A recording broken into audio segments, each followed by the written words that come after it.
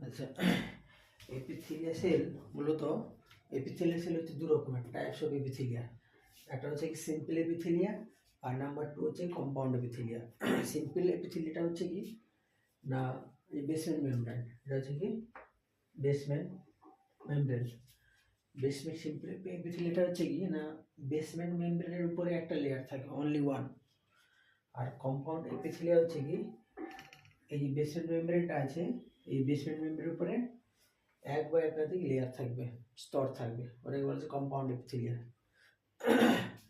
এই সিম্পল এপিথেলিয়াটা কোথায় জেনারেলি এর কাজ? সিম্পল এপিথেলিয়াটা হচ্ছে কি না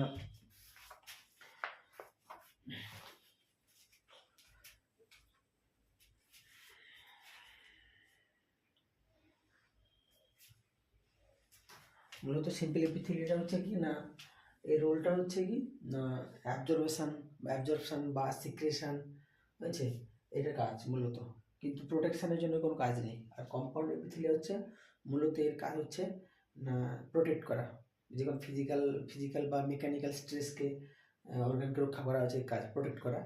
যেমন যে স্কিন আছে, আমাদের শরীরে স্কিন আছে,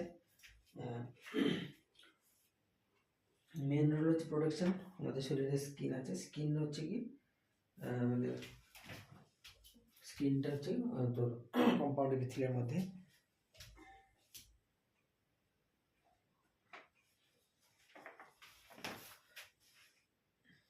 তাহলে কি বলা হচ্ছে জেনারেলি কি বলা যে এপিথেলিয়া হচ্ছে দু রকমের, একটা হচ্ছে সিম্পল এপিথেলিয়া আর কম্পাউন্ড এপিথেলিয়া।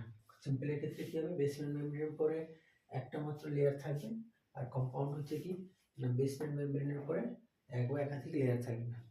কম্পাউন্ড এপিথেলিয়া হচ্ছে এর কাজ মূলত হচ্ছে কি প্রোটেক্টেড করা আমাদেরকে, মেকানিক্যাল বা ফিজিক্যাল কোনো স্ট্রেসকে প্রোটেক্টেড করা হচ্ছে। মেন কাজ হচ্ছে কি মেন রোল হচ্ছে প্রোটেকশন, কম্পাউন্ড এপিথেলিয়ার মেন কাজ।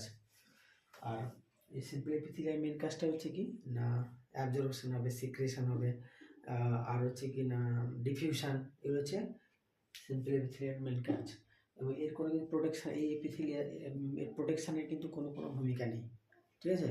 তাহলে আজকে আমরা এপিথেলিয়াম সেলের দুটো ভাগ করলাম, একটা হচ্ছে কি সিম্পল এপিথেলিয়া আর হচ্ছে কি কম্পাউন্ড এপিথেলিয়া, বুঝছে।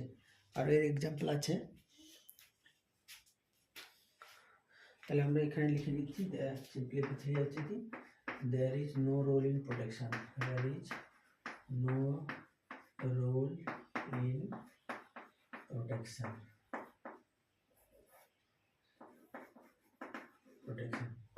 এটা হচ্ছে